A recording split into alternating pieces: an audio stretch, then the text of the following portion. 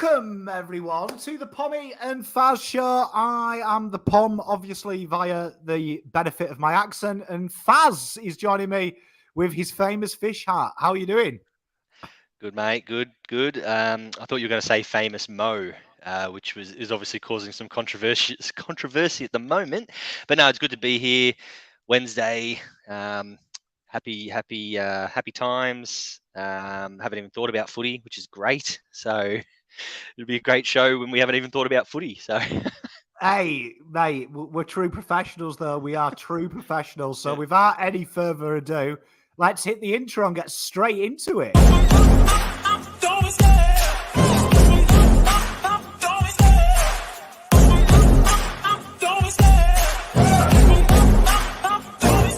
I love the God.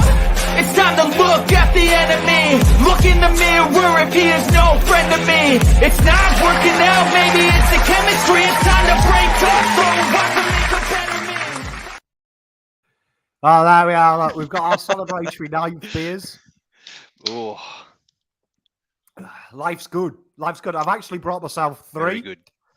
to get through this. So, I mean, obviously, Carlton aren't in finals. Oh, really? But there is some Blues news, and that's usually where we start. So let's get straight into it. Because we want retribution.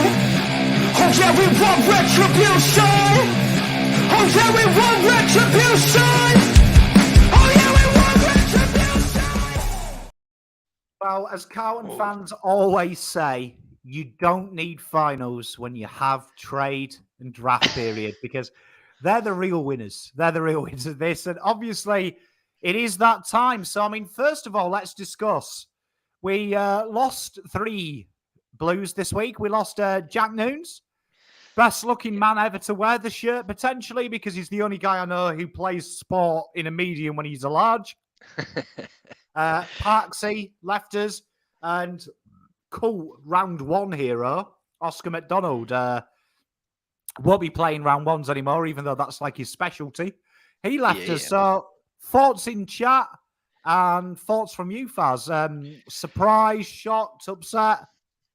Look, the Parks and Oscar McDonald delistings weren't overly surprising for me, especially with Sam Durden coming in. Whether or not he stays is another question. But I think 2 years in a row, missing 2 full seasons with a back injury. He had major surgery on it, I believe. So it's not surprising. I know it was a bit unpopular. I did post this on Twitter and did get a few tasty responses, but I found the Jack Nunes ones a bit surprising for me. If we are to bring in some senior players, I mean, I know we'll talk about Blake Acres in a minute, but if Acres is to come in, cool, fine. I'm happy with Nunes to go.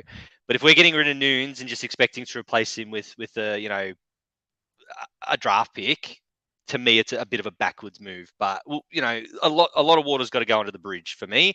But as we see here right now, Nunes was a surprise, considering he played 16 games. I mean, it's very rare you see a bloke who's played 16 games for the season then get delisted. So we'll see. Mate, it has shades of Aaron Mullet. Do you remember him? Yeah. Was a surprising Bolton favourite, and then we delisted him after playing every game. That was one of my. I remember doing the trade and draft review that year and suggesting that we delist Mullet, and I had people in the comments going, "He's played 20 games, Pom. Do you watch the game?" And then, like 2 days later, they delisted him, and I'm like, just saying.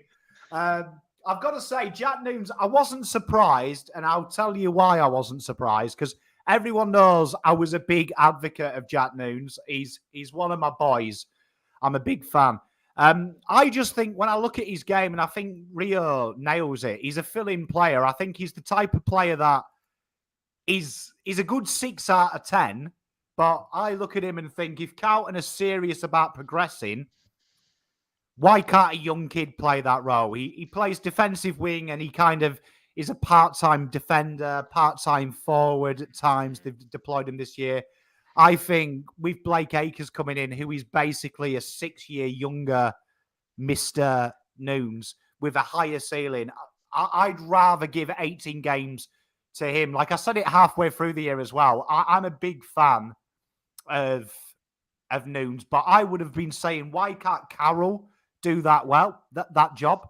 Do you know what I mean? You know, when he first came in, I would have rather have persevered after the bye and said, right, you've shown us your ceiling. You had a very good debut, a bit of a shit second game, but this is what we need to work on because really you're one of the players that we just need to see something from. So Blake Acres coming in, I think that's a huge dub. I get you. I get what you're saying. We don't disagree. We don't disagree often. To me, the Acres and the Nunes thing, at the moment, they're different entities. Until I see Blake Acres holding the Carlton shirt saying, I'm here, I can't consider him in. That's just how I roll. I've supported West Ham long enough to know that until a player's wearing that shirt, there's every chance that it might not happen. I do agree with you saying that Jack Nunes is a fill-in player. He is that depth player, whatever you want to call it. To me, if Jack Nunes is gone and we replace him with the reason I don't think a kid can come in and do that role is because a kid can't come in and do that role. We need these senior players. I've spoken about it a lot. If Acres comes in, I keep saying, if Acres comes in, cool, no worries. I'll never mention Jack Nunes again except for that goal. Happy days.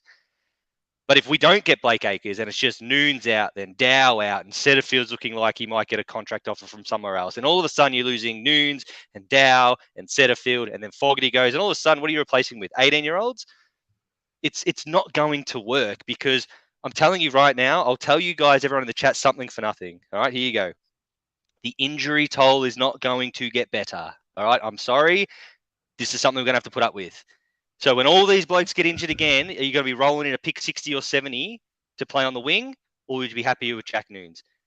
I don't know. That's just where I'm coming from. All I can say to you is Blake Acres is definitely coming, and I've got a little sentence that'll put your mind at ease. Ooh.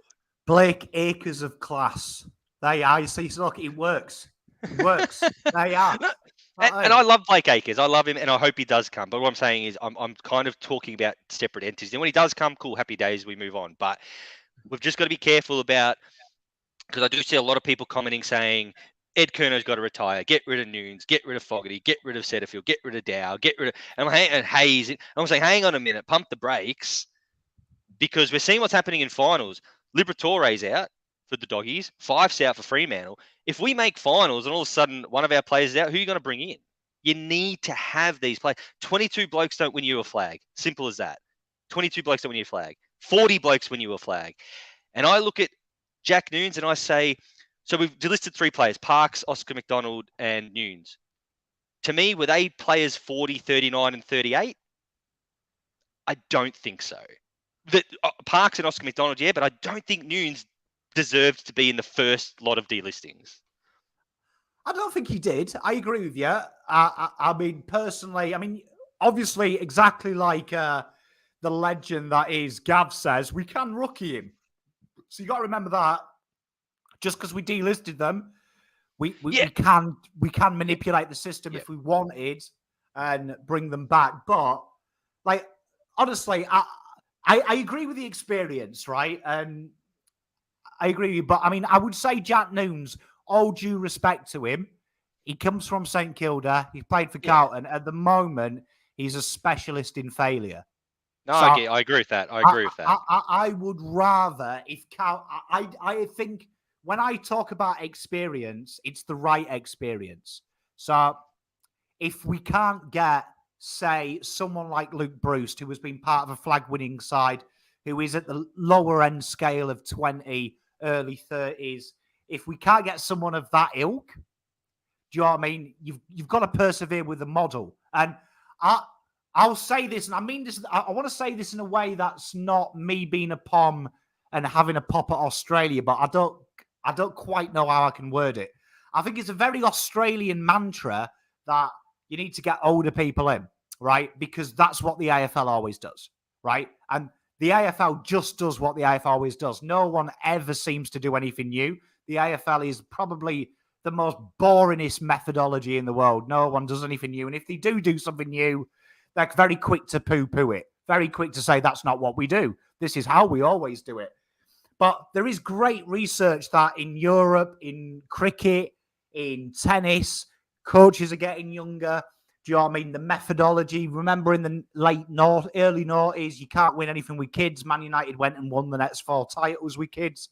I think that you can do it without doing it the old way. Whether we can do it, I don't know. But I would rather Carlton, exactly like Gav says, and what this club said today, standards need to lift. So for me, if Nunes is a 6 out of 10 and they're confident Blake Acres comes in at 23, 6 out of 10 straight off the cab, they get a drafty in who can learn the right way with the right coaching system. In 5 years' time, looking at the plan, 2027 is when they want to win premierships. So that's plural.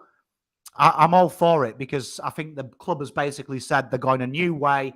This is the way, back us in. And I'm willing to back them in because I've waited 2012 I came here. So that's only 10 years. 10 years, I'm willing to wait another 5. Again, I'm with you, but I'm not willing. I'm not willing to wait another 5. So, I mean, I will. Come on, Fazz, stick with me here, brother. No. I will. But I want to win the flag next year or the year after. I'm going to be blunt. I want to win it next year. I want to win it the year after. I'm sick of fucking waiting. I will wait if I have to. I will, but I don't want to. Mate, and I'm just saying, like, is Jack Nunes going to win us the flag? Of course, he's not going to win us the flag. Mate, no, I feel you, but I mean, I'm willing to see where this direction takes us, and I think the right personnel. I'm very confident. Look, and I know we've spent a bit of time talking on this, and I know that, but my biggest worry with the Carlton Football Club is simple. Great plan, love your plan. We always have plans. If Voss is fucking 2 and 5 next year, are they going to fucking throw the plans out the window once again and say, nah, it's not working, start again? That's what I'm saying. I'm all for the plan, but stick to your plan. That's all I hope. I don't care. Whatever happens, just stick to your plan because I'm really, really nervous. And I've got the right to be nervous because we do it year after year, time after time again. They do it with Bolton. They'll do. This is our plan with Voss. It's all going to go good. Mate. But when the morons start coming knocking and saying, "Oh no," I don't know. Mate. I think, and Rio's spot on here, injury-prone players. I think, honestly, hand on heart, I disagree with you about the plan. I think Carlton's plan has been the same plan probably since 1995. And I think it might slowly be sinking into these pig-headed idiots around the fucking football club that it's not 1995. We can't go out, write checkbooks and fucking get players in. The salary caps, you've got to do like Rio nails there. Research, find the right players to fit the profile. I think Carlton at times, and Sauce said it himself in 2020, there was a great bit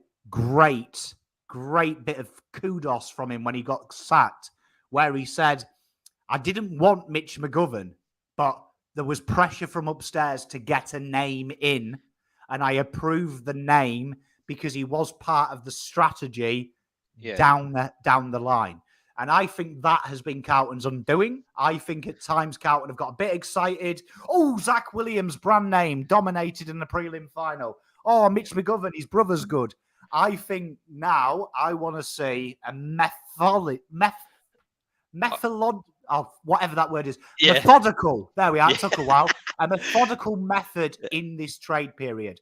And I think the 3 things I'm looking for from Carlton, and I will tell you, this is when you know it will work, is 1, if their trade is done in the first 48 hours of that window. If they go out and go, Blake Acres, bang, welcome to Carlton. Fisher McCasey, welcome to Carlton. Parade them. And then Nick Austin does what good list managers do, like at Geelong. We're done now.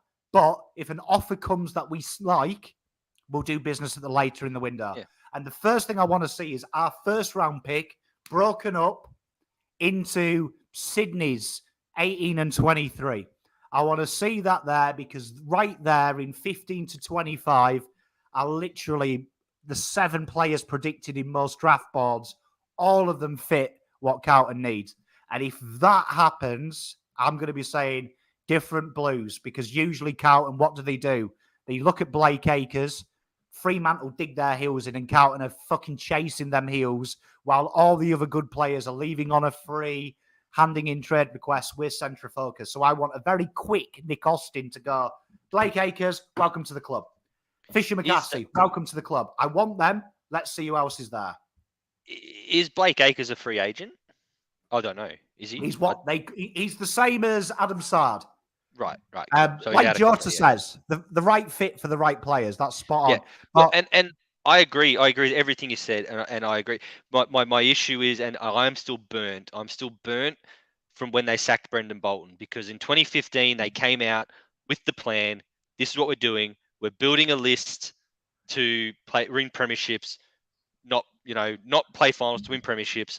Bolton came out and said, and I disagree with this statement, might add, but it came out and said, it's not about winning, it's about the process. I hate the statement, but I'm just saying that's what they said. The club backed him in. Yeah, not about winning. We can't get that. I believe his exact words were, we can't be blinded by the will to win. Yeah. What? And the club backed it and said that. But then all of a sudden, 2.5 years in, they sacked him because he wasn't winning enough.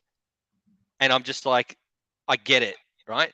So this plan that Bryon Cook came out with today, fantastic, love it, beautiful. But if we're not winning, when does the Mathesons of the world start tapping Sayers on the shoulder and saying, hey? That's my question. That's all. I'm just saying, I'm not ready to start saying, back, come on. I'll back him 100%, but I'm still very cautious about saying we're on the right track, because I've seen this club fucking implode time after time, year after year, and they've given me nothing to suggest the same thing's not going to happen again. Mate, if this club don't make the 8, and you know what I am like, I'm very outspoken. I wanted to sack Bolt and Teague at the conclusion of the 2019 year. Halfway through the 2020 year, I was totally gone. And it took a while for people to get on side. I will tell you this now. If Carlton don't make the 8 this time next year, right? If the fan base isn't calling for Matheson to fuck off, Kinnersley to fuck off, Pratt to fuck off, and I am telling you now, mark my words, bookmark this, stamp it. Carlton don't make the 8. It isn't the football club. It is the people at the football club. It's the Mathesons, it's the Pratts who are driving the same agenda repeatedly. It's time to totally clear out and get people like fucking Webby in at the top, fucking me, fucking actual people that prioritize the club, not the dickheads selling fucking real estate on the name of my fucking club. So, I'm with you. That rant being said, love it. I want one name in chat who is your dream acquisition, but realistically, I don't want realistic. Fucking Dustin Martin from 2017. So just to talk you through, we've got Fisher McCassie, who's been linked to us. You're looking at him, former pick 6, played the entire year in the Sandful, lack of depth in Adelaide. So he's not going to be a lot of money. I would say probably a second and third, probably less than Lewis Young based on what we paid, because he's played a lot less games with injury history. And Blake Acres is that wonderful free agent in the AFL, but he's a non-free agent. So that means that you will have to trade for him. He's like Adam Sard. So he's actually unemployed come September the 19th, but you have to trade for him. So do you know what I mean? They're the two. But give me another name if you were going out, who you would get, if any. So I like the look. I like the idea of Acres. Fantastic. I think it's an upgrade. I think it would be a fantastic acquisition. The Fisher McCassie one, to me, I like it too. It's a free shot at the stumps, like Lewis Young. Get it done. Cheapest chip. Yeah, just go for it. And worst case scenario is, depth player. I really like it. For me, I'm a little bit different. I'm seeing a lot of comments are saying about, big name player. Do we have enough recruit? I actually think Carlton have the core of superstars. I don't think we need another superstar in the team. I think we've got the core. You got Harry, you got Charlie, Cripps and Walsh, Wiedering in the back. I mean, that is enough superstars to win a premiership. I don't care what anyone says. All right. So I can't really give you a name, but I'm saying is what I want players, I want role players, depth players, whether it's Acres, whether it is Scholl, whoever it is, players to come in and just say, like a George Hewitt. Imagine if we could pull off another George Hewitt, a player to come in and say, "You no frills, you no fuss, no muss." People are saying, "Who? Oh, well, he ended up at Carlton. Who's that? I don't remember that." And just come in and do your job. And that's all I want. Names, I don't really have a name for you, Pommy, but I'm seeing Grundy, I'm seeing all this stuff. Tell you what, chat, this is actually amazing time. I have never seen Fazz in the time that I've known him sit on the fence. Usually Fazz has fucking dug the foundations up of the fence and then used the foundations to smash the fence up. But no, I hear what you're saying. I've got a name for chat. Now, this is going to surprise you, right? Because I don't think Grundy's the answer. I think even though Graham Wright has come out and said that they will pay part of his salary, and don't believe what the media say. If you actually go through AFL facts, Carlton were at 95% of their salary cap 2 years ago, with the club announcing that all the contract re-signings have taken pay cuts. Carlton would probably, with their delistings, have about 800k to spend. Yeah. So bearing in mind, if you take draft picks, that's about 150. They're probably about 600k on salaries if they play around with it.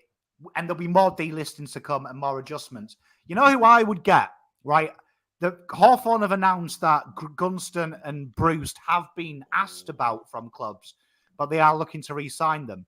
I would have a look at a guy that is very forgotten about there, but looking at him, if you're playing Moneyball, he's probably their best small forward, Dylan Moore. Oh, man. Goals, right? Interesting facts about Dylan Moore, the number one tackler that creates goals in the AFL inside 50. And he's basically Matty Owies with the ability to impact the scoreboard. And 90% of his goals have come from crumbs. I think Dylan Moore is still on a rookie deal. He's cheap as chips. I think when Carlton fans look for experience, they're thinking get someone from Richmond, get someone from the Hawthorn dynasty. It's the culture that wins them football matches. I think Dylan Moore, lifelong Hawthorn fan, I think he fits the bill and he'd be cheap as chips. I would love Dylan Moore. He is one of my favourite players to watch, actually. What a suggestion. I don't know if Hawthorn would be, you'd have to work pretty hard to get him out of there, to be honest. But I love it. I can tell you, I do believe he's a lifelong fan. So I went to the Hawthorn function at the start. St. Maximum would go all right as well. Good dance. He's a great guy. But, I mean, I agree with your dad as well and a few others. Why don't we have a look at someone like Goldstein for a year? Because I think you've got to persevere with PeterV because we all suspected he was injured because he was moving like my nana, God bless her, when she had a hip replacement. So, Tom Mitchell, don't talk to me about Tom Mitchell, Lana, because I love Tom Mitchell more than probably his dad. I love Tom Mitchell. I just don't think we need him anymore. I think we've got so many midfielders. And Tom Mitchell suffers from Taoism. He can't play anywhere else other than on the ball. Yep. No, good call. Good call. I like it. Sean Darcy. Oof, I like him. But let's have a look what's going on in the world of the AFL. Living life every day, late at night, not okay. All I want. And I pray, all I need are some better days. Fuck me, I'm looking in the mirror. So foggy, but I've never seen clearer. I don't really... Well, I mean, there is a final love that song. I love that song, by the way. Mate, I do. And I think the lyrics, fuck me, actually sum it up because we got to talk about freaking this joke of the final series. Well, we have got finals in, so I thought... Let's have a look at the finals. We start Thursday night, which is tomorrow. Brisbane, Richmond. Who are we all tipping in chat?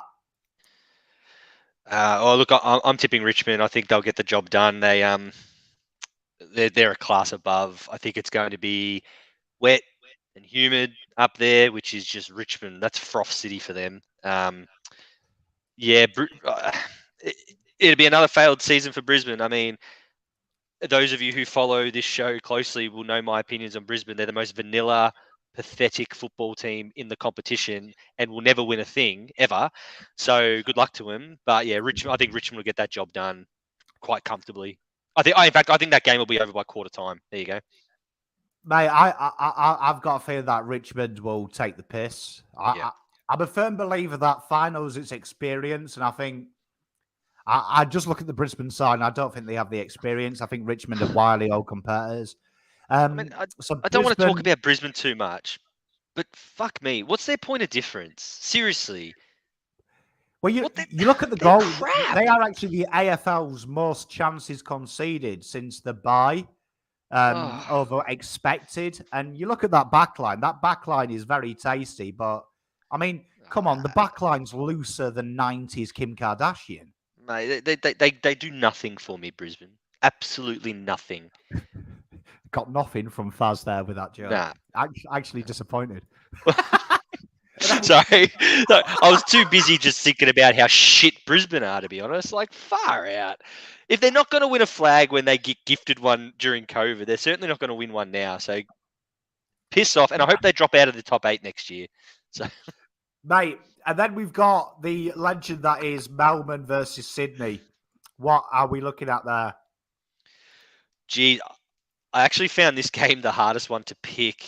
I'm going Melbourne just because it's at the G, but God, I love Sydney. I do like Sydney, but I'm thinking Melbourne will just get the job done. I think they'll just be a little bit too strong, a little bit too big around the contest and get the job done. Mate, I actually went back at the start of the season. I had Sydney as my pre-tournament smokies. Yeah. Sides that no one's talking about. So, but I do think, the Demons, they're just going to be that boring side out there that comes into power at the wrong side. And then we've got Geelong versus your favourite team other than Carlton, Collingwood. Surely you're tipping pies there. Look, it doesn't matter who I tip out of this game, right? What I will say, though, the winner of this game will play in the grand final. Or at the very worst, play in a prelim. We'll definitely play in a prelim because whoever loses this game, let me go back. Both these teams will be playing in a prelim, right? Both these teams. Whoever wins obviously goes in there, but whoever loses gets the bye against Freo or the Doggies. So both these teams will play in a prelim. I can see a very real possibility this is the grand final preview, and I'm actually tipping Collingwood. I think Collingwood will get the job done quite comfortably. Can I just say that is the least surprising thing that happened? Like, I would have been upset. I've got a feeling about Geelong this year. I don't think they'll win it, but I think the Pies will get a lesson. I've just got a feeling Geelong will win this. You know what? It reminded me of what my wife does there. My wife has this uncanny ability to send me around the houses with an overcomplicated fucking explanation for an answer that I knew. It's usually when I say this, when she's gone shopping, how much did you spend? And she's had a budget, and I know she's fucking gone over it, but she will give me 10 minutes of spiel, knowing she's going to say about $800 over budget. So she could have saved me the hassle, just gone, look, I went over 800. She knows I'll pretend to be angry. But no, I think Geelong, don't worry, Chris. You can adopt me. I'll tell you why. I'll tell you why. I will, don't shoot me down. I'm telling you now, they're not going out in straight sets. I'll tell you something for nothing, right? No team, neither Geelong or Collingwood are going out in straight sets because Fremantle and Doggies are a fucking piss take, all right? They're worse than Brisbane. Neither of these teams are going out in straight sets. So get that out of your head quick, smart. The second thing is, I said last week, right? If it's a wet spring, it'll be a Collingwood-Richmond with two most dangerous teams. It is going to be a wet spring, people. We saw it on the news. Look out for Collingwood. Collingwood and Richmond are the two best wet weather teams. I actually saw a stat. The top goals against top 8 teams, right? Goals against top 8 teams. Cameron and Hawkins weren't even on the list. I'm telling you, mate. Pies. The Queen of Chat is telling you to take a breath. You got to listen to the Queen of Chat. There you are, Gav. Gav. Gav. We were looking for a reason to shave Fazz's mustache off. I reckon when they go out in straight sets, that could be it. Going out in straight sets. that could be it, Gav. I like that.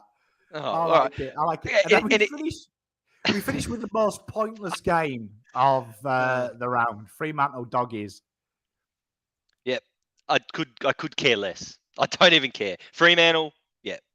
Whoever wins, it doesn't matter. They're going to get beat the following week anyway. But I think they're not going to knock out Collingwood.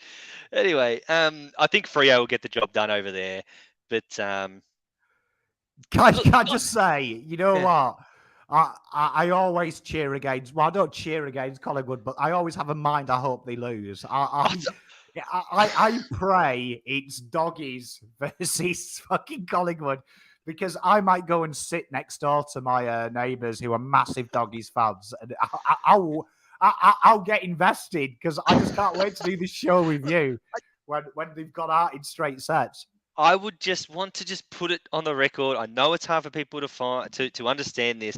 I fucking hate Collingwood. All right, there it is. Save it, snippet. I hate Collingwood. All right. I hope they lose. But unlike a lot of you people listening on Twitter and all that, I don't use my emotions to dictate my tips. All right. I hate them, but they're a fucking good football team. All right. They're playing good football. I don't care what anyone says. All right. And they will beat Geelong. Mate, I've got to say, you know, when you say you hate them, it reminds me of when I split with some exes, and, you know, I fucking hate them. But then at 3 a.m. when I've had a few beers, I'm straight in their DMs. So I know what you mean. It's that kind of hatred. It's that kind of hatred. Look, hey, no one will be celebrating harder if Geelong win, and no one will be, mate, I'll wear a Geelong jumper. That's how much I want Geelong to beat Collingwood. Don't get me wrong. I want them to win. But I'm not using that. I'm not using my want to dictate what I think will happen.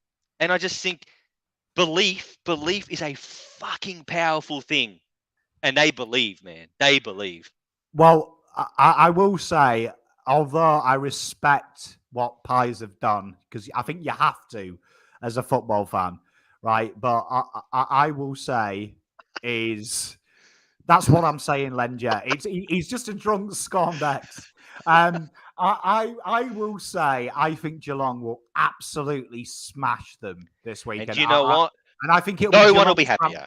No, and I think it'll be Geelong's grand final, though. I reckon it will actually cost them winning the flag. I think they will come out, blow them away, and then that is their final. And then I get to see Chris Scott blame the weather or something. I can't wait for that. That's what I'm looking forward to in finals.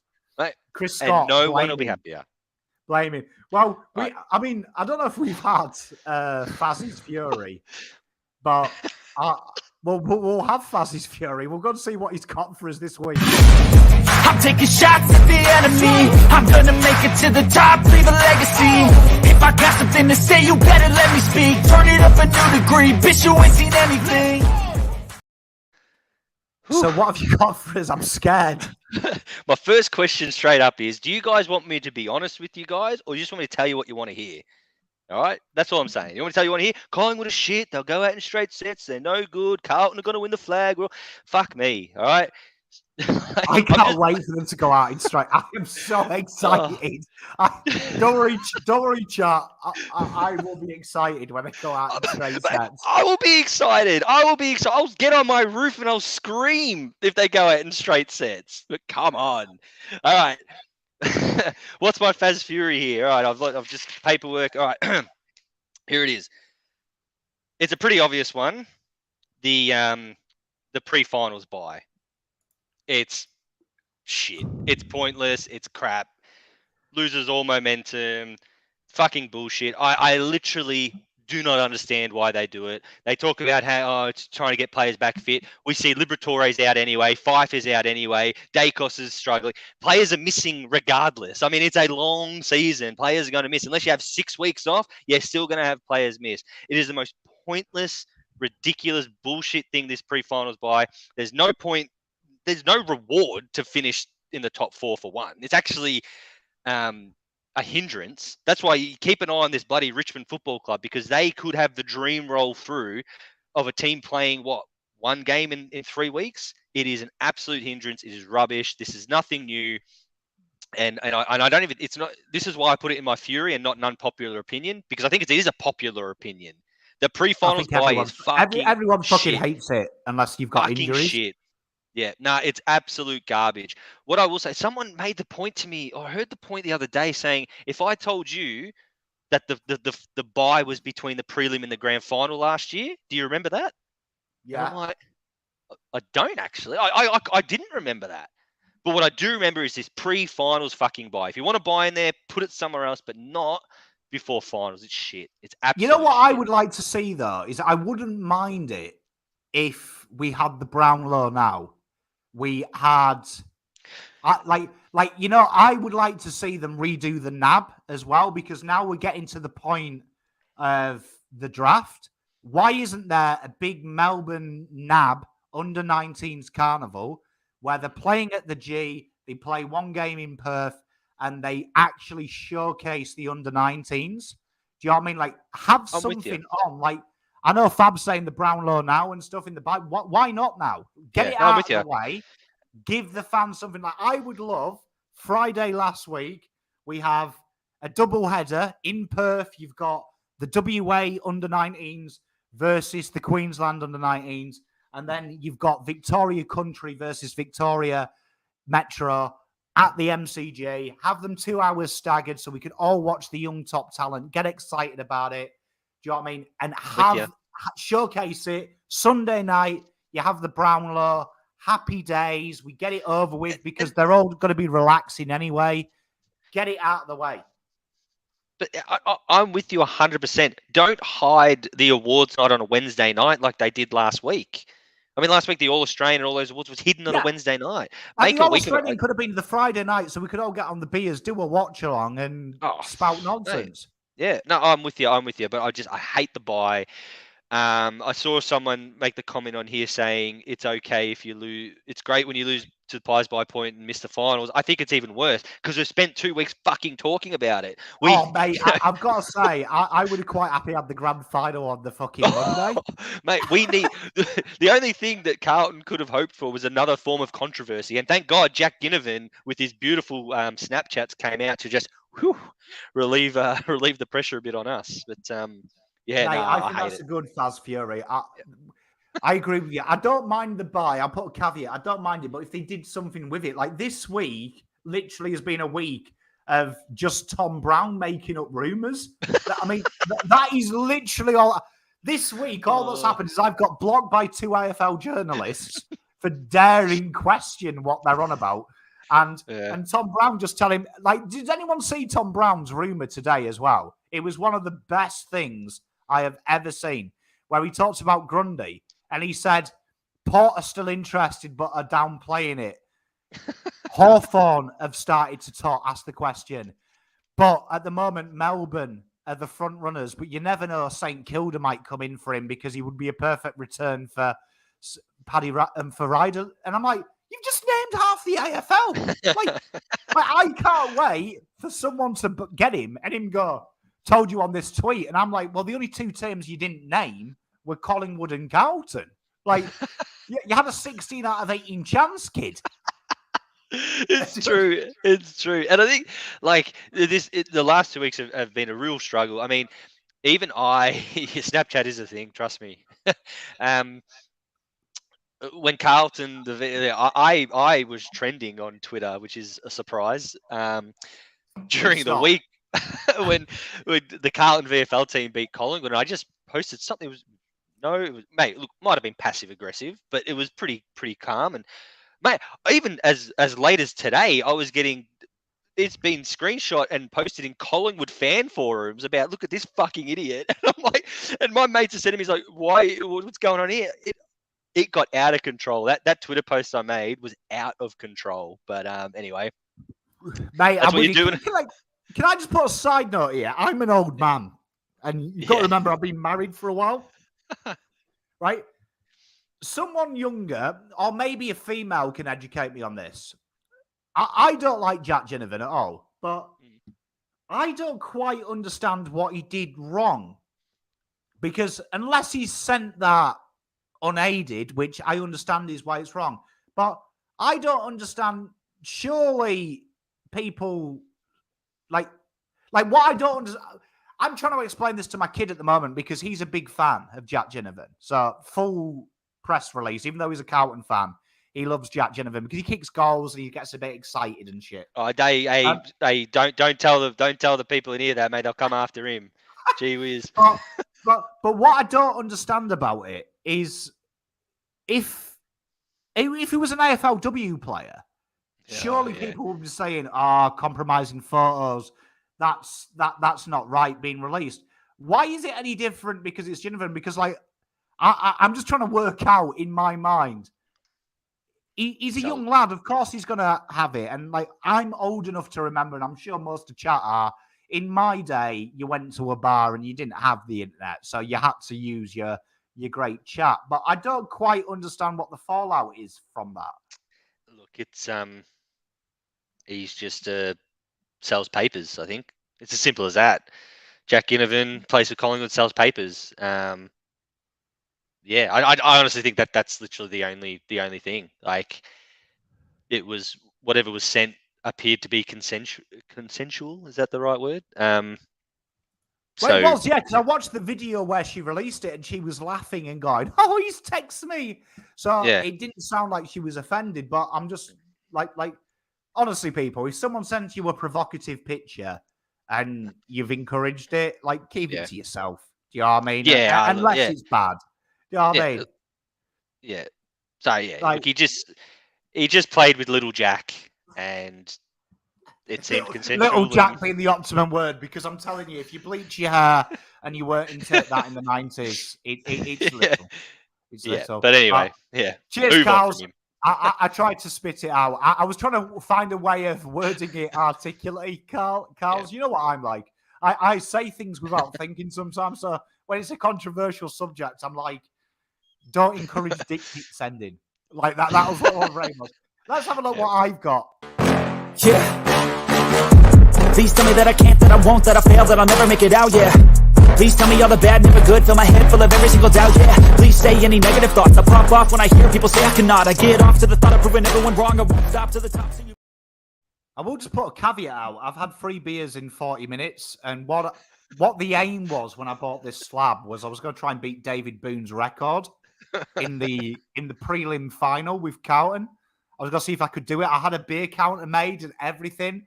I had sponsorship from my mate's off license, so I am really upset. These beers are actually making me a little bit depressed. Just so you know, because they were meant to be me getting absolutely drunk and probably doing stupid stuff on a live stream. But my ponder this week is trade periods. The most fucking pointless thing in the AFL. Absolute waste of your time, my time, the media's time, fan base's time, because we're not even at a trade period. And instead of rewarding Sydney, Geelong, and with their exposure, we're talking about hacks from other clubs that haven't sorted out their contracts and going to shit clubs. Do you know what I mean? Like this morning I opened the paper and there was about 100 people linked to North. Like, I love trade period when it's trade period, but for me, trade period should be conclusion of round 1, round 23, the Monday, right up to the week before the draft. Like, and actually give us it, because then you'll get what you get in the round ball. No deals have been done. Your team signed Paqueta. My team has decided to waste 4 weeks trying to get Anthony, getting Ajax to release a statement saying we won't release him for 10 billion and then sell him for the original price we offered. That's the exciting time for it. But for me, the fact the AFL has this Fugazi that has it under a short period of time, we've been hearing about trade rumours since round 12. So it is an absolute fallacy. Extend it, make it more excited, go for it. I'm with you. And again, this is another byproduct of the bye week that we haven't, like, Taron Thomas wants to leave North Melbourne. I'm like, who? And that's just not who about Taron Thomas. It's who's North Melbourne. Like, I mean, why are we hearing about this? No one cares. But, I'm all for an extended trade period. I'm all for, I think, was it Alistair Clarkson actually came out and said, was it last week, about most of the trades are done before trade period even starts. Well, I have to say, I played golf. I played golf with a guy at Melbourne, and he told me round 14, the year he signed Brown. Yeah. So he told me Ben Brown was going to Melbourne, and I'm like, fuck off, he's North's best player.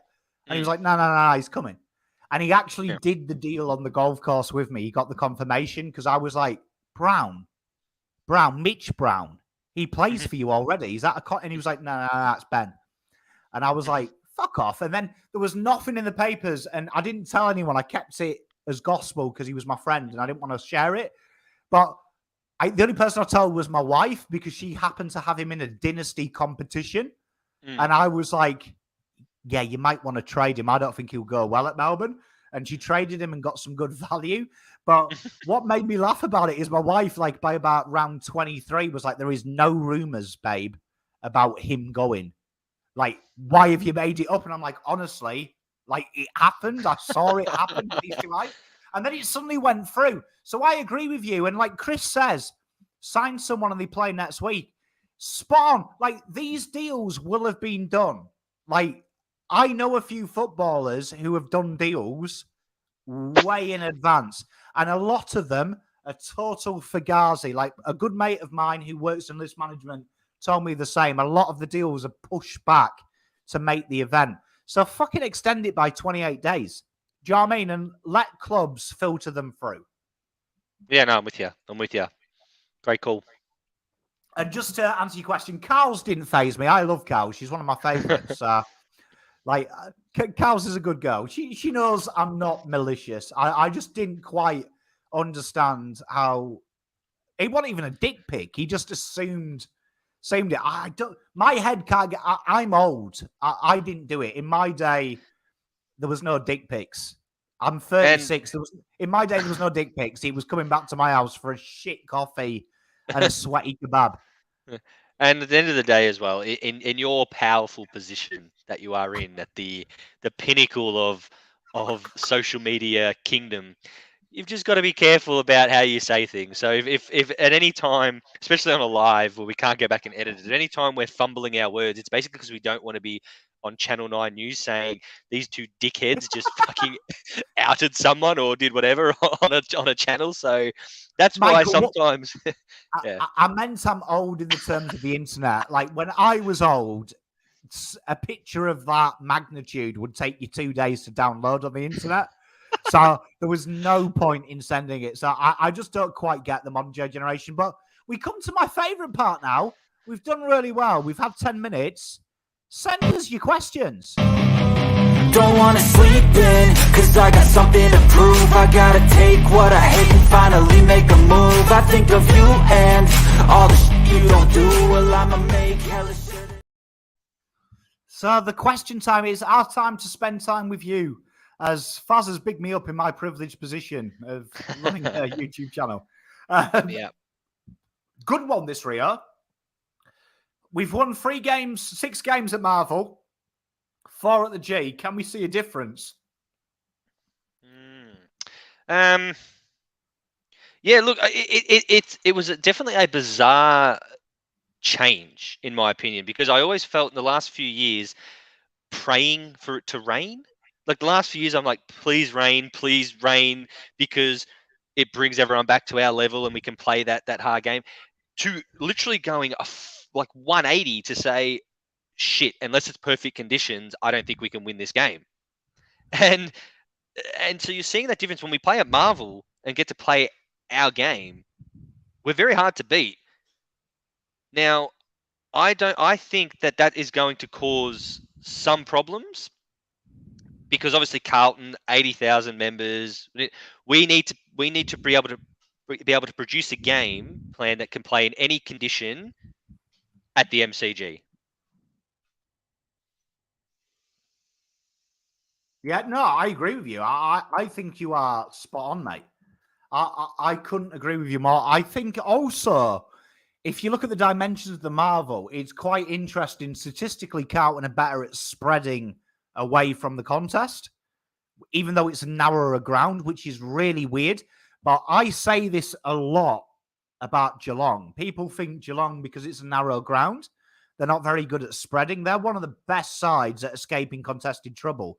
And the reason is you think about it. If you play in a contested area, suddenly at the G, you've got an extra 10 meters almost. It's very easy to get rid of it. Do you know what I mean? If you've suddenly widened it, suddenly it's a lot easier if you're working in a condensed. Bit like when we played soccer, you played them small 6-a-side games. Once you'd mastered the skills in that, when you played on a full pitch, like hitting a 40-yard crossball felt like you had a field to work with when you were practicing it and that. So, no, I agree with you. I think Carlton have got to really improve in that avenue as well. It is weird, though, like you say. I always think wet teams, because it's very simple, the technique to play in the wet, win ground ball, take territory. Win ground ball, take territory. That is generally what shit teams do. Get the ball back and kick it. Yeah. I think that, and Carl's nailed it here, I think great teams should be able to play anywhere. So I think agree. I think back to Carl's point and what I was saying, I would say that's under belief in our skills. Why we played well under the closed roof is because they should be able to do that at the G. They just don't back themselves in. Yeah, no, I agree 100%. And what I was saying was, it was when we were bad, I was hoping it was going to rain. That's what I was saying. I was hoping it was going to rain because we were forced to play that game. Now that we actually play some good footy, it's like, okay, we need it perfect. And one of the biggest myths, I believe, one of the biggest myths in football is that you need fast players on Marvel. That's one of the biggest myths in football. You just need to hit your targets, because as the age-old saying, whether it's from soccer, footy, whatever, the ball moves faster than you can run. My coach used to say that to me all the time. I don't care if you Usain Bolt out there, the ball will move faster. So you don't need fast players on Marvel. You just need to hit your targets. Efficiency needs to be up on Marvel, and you look as fast as anyone. And I think that's why we play better at Marvel, because we're a high possession team, a high, ball use team, a high efficiency team. Which we saw a couple of times, like in the Richmond game where it was wet. It took us 2.5 quarters to realize it was raining and stop playing that high disposal game. So I think that it was very clear that hopefully that layer does come on for next season for sure. Mate, spot on. I think Fab nails it here as well. I think Carlton and Collingwood playing, and Richmond as well, playing games at Marvel is a fucking joke. Like, when we're packing out the G, why are you sending all three of them sides? Even Essendon, to an extent, I'll give them, they had high attendance even though they were dog shit. Why are we playing the B grade grounds? Contracts. I think signing those contracts or whoever it is, I think there's a certain amount of, how many times you have to do it. Personally, I'd love us to. I'd much prefer if we're going to be playing a Fremantle at Marvel, I'd much rather us play Fremantle at Princes Park, to be honest. But anyway, that's a whole nother conversation altogether. Mate, Gavin and Rio are backing you up. Like, the capacity of both of them grounds as well is very, very minuscule as well. Do you know what I mean? So why the fuck can't we play? I would much rather say, right, okay, us versus Gold Coast. They're going to have 2 people come over. One of them's visiting their nana's dog. Let's play that one at fucking Icon. Yeah, I'm with you. Yeah. And yeah, look, hopefully that's in the plans at some point. I'd love it to happen. Personally, yeah, like I said, I'm not always the biggest fan of football at Marvel or whatever, but it's hard to not be a fan of a stadium when you're winning. And it did get to a stage this year where I was like, shit, we're playing at the G. I wish we were playing at Marvel. Which is spot on. I think Carl's here nails it again. Do you know what I mean? If you do give them an excuse, it's human nature that they'll use it. Yeah, of course. So what else have we got here? We had a really good one here from Chris, your dad. Thoughts on Dow saying he wants to stay? Chat and Fazz, what were your thoughts? Interesting. My first immediate thought was, good on the kid. Good on you. You know, you want to stay at a club. You want to prove yourself. I love it. But then I saw, I can't remember. So apologies if you're watching. Someone made a comment saying the reason Dow wants to stay is the same reason why he's never improved. And I thought, what does that even mean? And it comes into comfort zone. It comes into Paddy Dow is not willing to say, fuck this, I want to go and get better. And so I didn't change my opinion. I still believe it's good on him. He wants to prove himself at a club. But I do think there is that other part to it, saying, well, do you have any self-respect, mate? Like, do you have any respect for yourself? Like, hang on. Look yourself in the mirror and say, fuck this, I'm better than this. I want to go to another club and be better than this. So there is two arguments to both sides, but from a Carlton supporter point of view, I do like the fact, I do like hearing that he wants to say improve himself at my football club. Yeah. No, I agree with you. I think, like, for me, when I look at it, I think he's living at the moment with Walsh and Kennedy, isn't it? Kennedy, yeah. Walsh and Kennedy, yep. So I think he's got two guys there, one who is a student of the game, and if anyone ever gets a chance to chat to Sam Walsh, the guy's a freak. He memorizes stats of like just about every midfielder in the history of the game. So he's a freak. And Kennedy is one of them guys who probably was delisted 2 years ago by many fans, who's come back with a bang. So I look at it this way. I don't think it's comfortability with Dow. I think he wants to play. I think Dow's got a hunger to play with the best team. Yeah, which I think would be a great thing. I agree, and I would love that to be the case. But I did find that comment to be, it did tickle my fancy a little bit. I thought I wanted to read a bit deeper into this. Yeah. No, I think he's got a point, but I just think in this case, I think he's had two opportunities, and you could probably argue, and I'm sure Webby will argue this, he was probably unfairly dropped the first time because he did show something. But I think, do you know what I mean? If I was his dad, I'd be telling him move. Yeah. But I do think, and I'll say this, right? I'll put this, knowing this, I have been the harshest Dow critic. I don't think there's been anyone in the world as harsh as me saying that he's cooked. He ain't playing. Right? Setterfield last year, everyone wanted to go this year. Probably everyone's changed their mind now because depth at worst. Yep. Kennedy, 2 years ago. Oh, he's shit. He's another GWS hack. We've got loads of inside midfielders. Right? Why not him? Is my question, because I remember this time last year when I was saying Kerno was going to win the Coleman. Everyone was saying, "No, he's cooked. Mackay is," and I was like, "Nah. Kerno is 10 times the footballer that Mackay is. Remember it. Put some respect in the name." I'm with you. Dow, Why not him? Why not him? If he reaches the potential of where he could be. You've got to remember, I follow the draft closely. There was more upside to, and I don't care what, I think it was Lee Matthews who made the statement, Dow wasn't in my top 20 of draft picks. Fuck off, Lee Matthews, you old cunt. Dow was killing junior football. And the one difference between him and Chera was more versatile. But Dow was what the modern day midfielder is, very damaging. So I will say this, if Dow can somehow reach them heights, that fucking midfield is probably the best midfield you can see. Yeah, and look, I think with the Dow, and obviously we don't spend too much time talking about it because we've got some great questions, but I think there's two aspects of that question. If Dow stays, why not him to reach that next level? I agree. Why not him? But the question's more about how do we feel about him saying he's going to stay. Now, I take my Carlton hat off, right?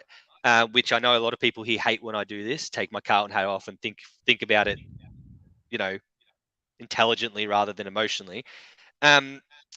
If in my job, and I'm a teacher, right? If in my job for one moment I thought I'm doing everything I can, and you still don't respect me, you're still not giving me the opportunity, you're still not doing this, mate, I'm fucking so far out that door, I'm down the highway, I'm going to the next school down the road, right? Because it's your job, it's your profession, it's your career. And I think that's the thing with Dow. If he sits there and looks himself in the mirror and says, I'm doing everything I can to get in, and they're still not picking me, if this happens again next year, at some point, he has to make the decision. This is my career. This is my profession. Is this the right place for me? Do my bosses respect me? Do my bosses rate me? Because like I said, I'm loyal to people I care about, and there are people I care about at my work.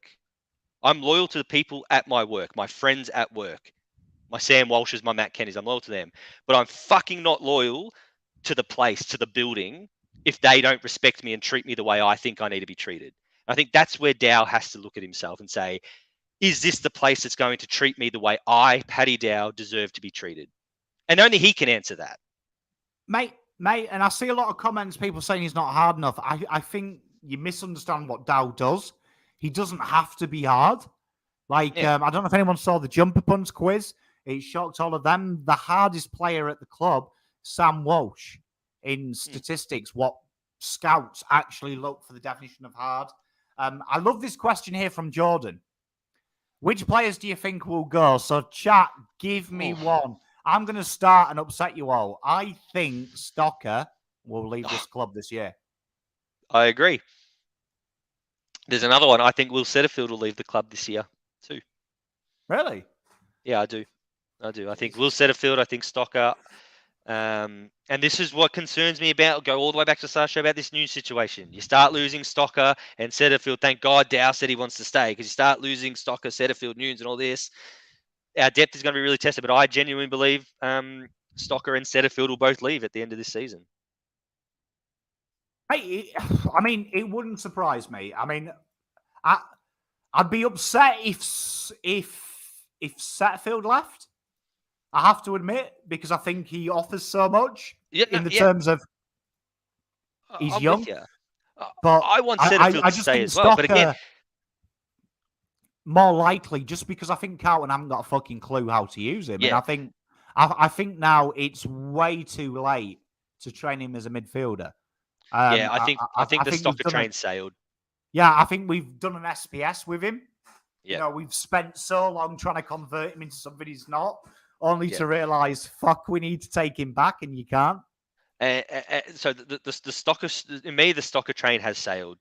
I look at little things. Okay, getting Boyd in, to me, stamps Stocker's papers.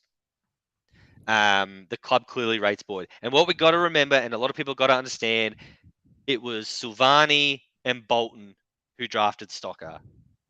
We've got Voss and Austin. According to them, Austin might have had Stocker at pick 75 on his draft board when he was at the Doggies. Who knows? But I think his train sailed. I think he's as good as gone. With the Will Setterfield thing, it's the same as the Dowling. Take your Carlton hat off. He's been forced to play wing. Put him in the midfield, he dominates the last month. If I'm Will Setterfield, if I had any, if he has any, and I'm not saying I don't want to rag on Carlton, so please, but if he has any respect in himself, he's walking in that door to Michael Voss saying, Vossy, look what the fuck I've done the last month. Come on. And if Vossy says to him, mate, you're not, and I agree with this with Vossy, by the way, you're not ahead of Chera, Hewitt, Cripps, Walsh, Kennedy, then if I'm Setterfield, I'm saying, thank you, Vossy, thank you for your time, but I'm going to a team where I am going to be in the starting midfield because I'm not a fucking winger.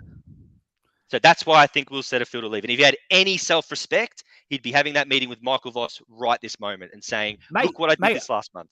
I agree. I mean, if I was Essendon, if I was North Melbourne, I'd be looking at Setterfield and saying, look, we can give you what you want. We see you as a midfielder. We see you as that type of player. Yep. Do you want to come and play for us? And I won't blame him. I also feel with Stocker, I don't buy into this. I know. I'm seeing all the comments. I don't buy into he's a hard player. It's bullshit. It's the biggest myth. It's the biggest myth in football. I'm sorry, guys. I know I've rubbed people the wrong way, but Stocker is not. Take it, Pom. I can't. Like, I'm going to get fucking. I'm going to lose my mind. Bumps don't win football. Fuck me. I'm going to lose my mind. Do you know what I mean? Jumper punches don't win football. Like when you actually see him in the AFL, you see the Dow issue. Do you know what I mean? He loses the ball. And that's why I think, and this is a genuine statistical thing, you watch, I think it was round 18, the game before the last bye in the VFL. They played him in the midfield. And I was so excited because that was the Stocker I remember watching at juniors. He was very like Hewitt. He got the ball, looked to handball it to a better player. He made the tackle. I think, the whole bumping and things, that is overplayed because that doesn't win you football matches. Do you know what I mean? The problem is you watch him in AFL, He gives a lot of free kicks away because of that. In real sport, that's not cool. Do you know what I mean? You look shit. a lot of them are poor decisions. So I'd love to see him in the midfield, but I just genuinely think he would be behind Dow. Yeah, 100%. 100%. Look, this is. I'll give it a week early Fazz Fury on this one about Liam Stocker, okay? And I get it. I loved Liam Stocker last season. But you know what? We were all sucked in to he's tough. You know why? Because the other 21 blokes was fucking softcocks last year. So he stood out. He goes, oh, he's bumping, he's shirt punching, he's fucking tough. They're all tough now. So he doesn't stand out anymore. And I'm sorry, when was the last time Scott Pendlebury knocked a bloke or hip and shouldered a bloke? I'm taking Scott Pendlebury had a Stocker. Would you call Sard tough? Would you call Doherty physically tough? No, but I'm taking them every day of the week. Just because he hip and shoulders a bloke? Fuck me dead. Seriously, I'm going to lose my mind. There is more to it than hip and shouldering. Oh, he's tough. Oh, what a hit, man. I can't get over that hit that he did on fucking... was it Madden or whatever it was? Kruger it was in the VFL. Oh, Froth City, get him in, sign him for a 5-year contract. Did you see the balls he butchered? Come on. No, I'm with you, and I'm a big fan of Stocker. If we go back to the days of when we first drafted him, my issue was he needed to start playing midfield now. So yes, there's a lot of calls like Nick Webb here doesn't have the time to play midfield. He should do. So my question is, why doesn't the AFL, right? Do you know what I mean? Cardiovascular output, if you speak to AFL, if you speak to Ed Kerno, it was something he didn't naturally have, something he worked hard at. Everyone in the world can run the marathon with the right training. It's not that hard. Anyone can do it. Yeah. He should have it. But the problem is if you speak to people around the club, speak to the players, it's not a primary focus for Stocker. And I was lucky enough to see 8 of his games as a junior when he won the Morrish Medal, and I was super excited about this. He's not a good kick. He's not a good player, right? But the problem is there is, like Gavin here, that type of aggression doesn't win you games, though. The aggression you're looking at, the aggression that we can judge, hardball gets, ground ball gets, tackles that turn into turnovers.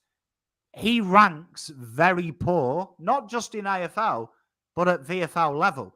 It's just what it looks like. Do you know what I mean? So my issues is he's the wrong position.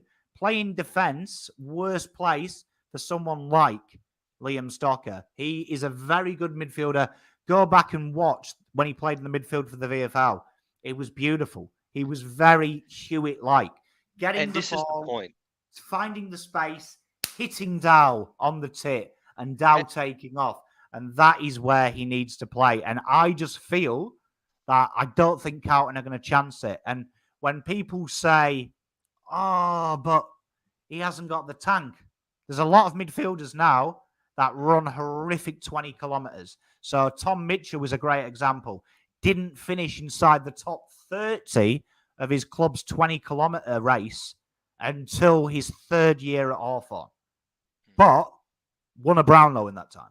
Yeah, so, and I think that's the point. That the point we're saying is, I think that the Stocker train has sailed, or the Stocker ship has sailed, purely because he hasn't played in that midfield, and he's not good enough, and he's not going to make it at AFL level as a backman. It's as simple as that. And that, like I said, that perceived aggression, I get it. I like the boy. He's a lovely young boy. I like the cut of his jib. I really do.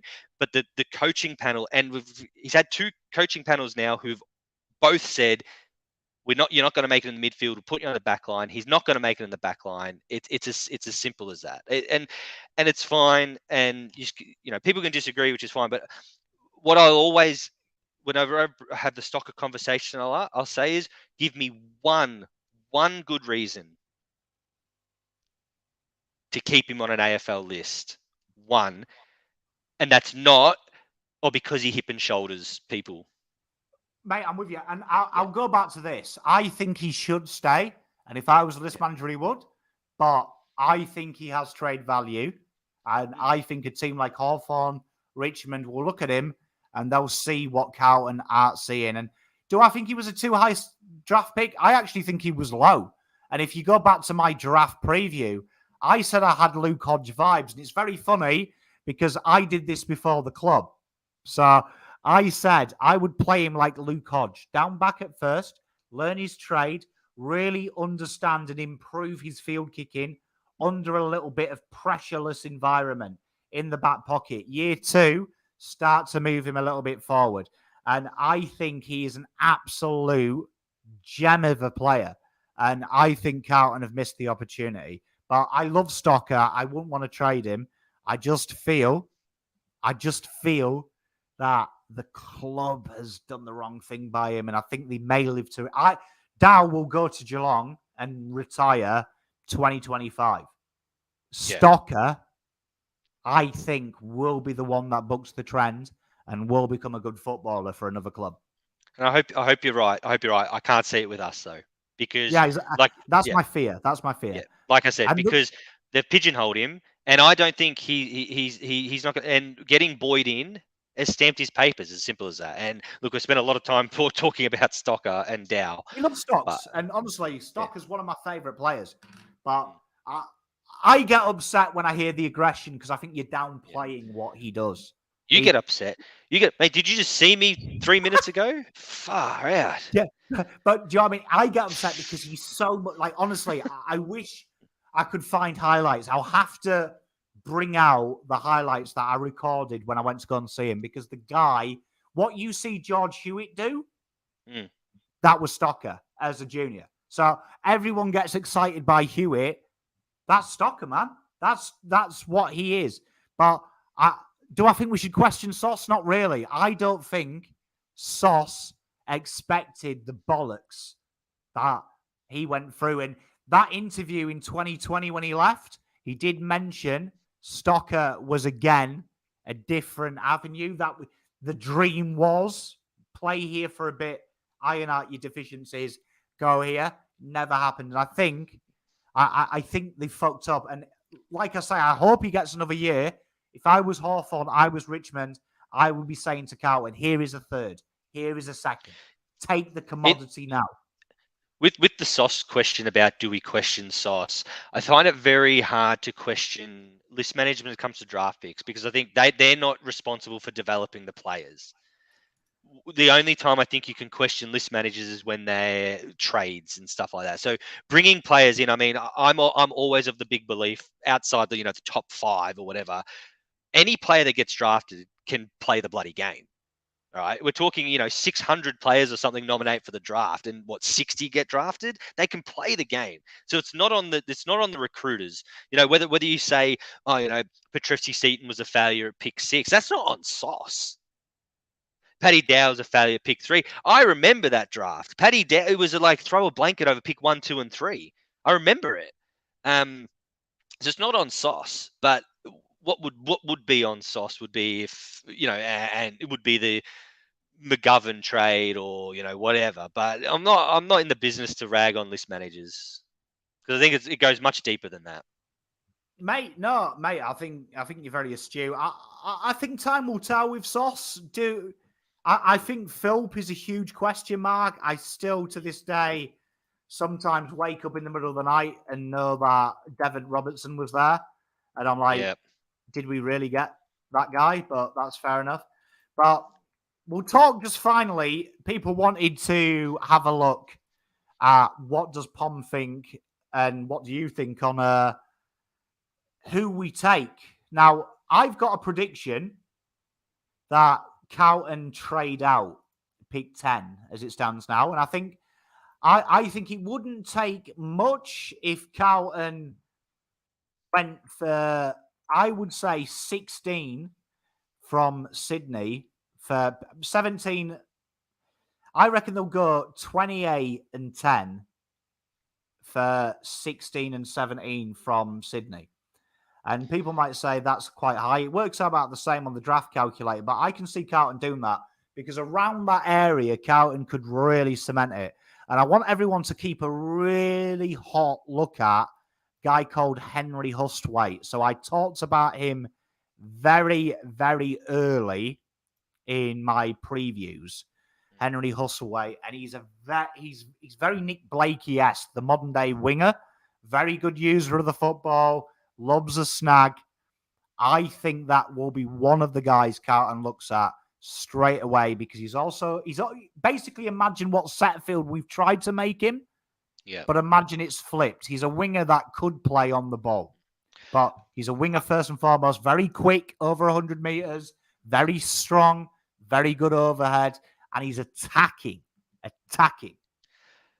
I've always of the big belief in drafts that everyone wants pick 1, 2, and 3, and rightfully so. But your hands are tied when you get those real top picks. I think the best picks to have around about that 8 to probably 13 or 14. They're the best picks to have because you are so flexible with what you do. You can try and trade it out, like you said, for 2 first-round picks. You can try and trade it out for 3 second-round. Like, really get your draft commodity up. If there's a player coming through, everyone says, was pick 6 too high for Adam Chera? Possibly, but if it was pick 10, it wouldn't have been too high. Do you know what I mean? So you're so flexible with that pick 10 that, worst case scenario, if none of the trades you want to happen, you're still getting a pick 10. Do you know what I mean? So I love the idea that we're having that we haven't had one. In fact, the last time we had a pick in this juicy middle section was when we drafted Patrick Cripps with pick 13. But it's that juicy pick 10 where you can say, okay, like you said, hey, Sydney, you probably got an academy player coming up that you need a bid on. Hook us up, we'll hook you up. Mate, spot on. And I think the important thing to mention is them 2 picks. You've got Oliver Holland as well. He's Elijah's brother.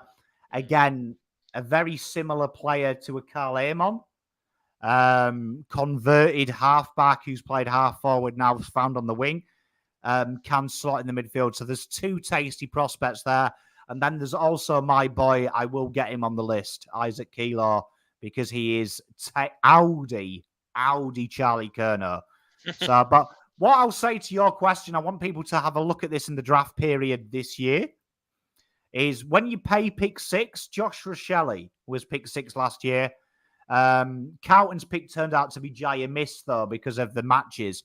Yep. So just think about that. Is Chera better than Jaya Miss? Yes. Is Chera better than Jaya Miss's ceiling? 100% yes. So I don't mind giving it out. So yeah, I'm with you. I think if we trade that out, I'm telling you now, Nick Austin will clean up. And he can get 2 players now who are ready today, better than what you've already got on the list. But more importantly, long-term, they'll be great. And there is a guy that, I'll give you one more name. I don't want to spoil it too much. There's a player called Harry Barnett, who was a 202-centimetre ruckman, who would be about pick 20, who will probably change your life. Because I would say he gives me Max Gawn vibes, a guy that wasn't as fancied at the draft, but that kid has played with men from the age of 16 and played well. So he's a ruckman that wouldn't take long to development. I love it. And look, as I said earlier, I think Carlton's foundation of elite players, match winners, we have them. We have them. Now it's about, let's start filling these gaps. We can actually start plugging a bit of holes and say, what do we need? Let's draft. And if it means a player who was probably ranked at pick 22 or 23, but we'd use pick 17 on him, that's okay, because we're filling that need. So I think this is all things happened 2 weeks ago. We're all miserable. We're all one-way ticket to the Westgate. We get it. But these are the exciting things that can happen now. We could fix our list very, very quickly. Mate, no, I'm with you. And you've got to remember as well, that 28 pick I threw in to make it better. Looking at the schedule of AFL, we're going to get a second, third rounder. I reckon our pick will be around the 38 mark. So we drop back 10 places, but gain 10 in the first round. So I think Sydney would go for that, because that is picks for a lot of things. So I think we're winning. We're absolutely winning, because I think the Jones pick, to answer Lana's question, will go towards Blake Acres. And you'll get McCassie for next to nothing. So that's it. We've had fun tonight. I've had a lot of fun, an hour and a half. Yeah. I've had fun too. I got a bit heated, but just know, guys, I am very much on the Geelong bandwagon. Come on, you caddies. Might even book a night in Geelong, the biggest shithole on the planet. Book a night in there to have it to stay there if they get up. Right? We all know how much of a shithole I think Geelong is. So come on, the Cats. Fuck Collingwood. Geelong's right near my house as well. Whoa! You could shave the mo for me. Tell you what, we could have a Geelong night. But thank you very much, everyone. I love you all. We'll see you next week. We'll be back. We'll do Friday night because then the midweek is finished for the football. But then the Friday, we've got the preview. See, that's clever. That's scheduling. Look at us. Mwah. See you later, guys. Much love. See ya. Bye.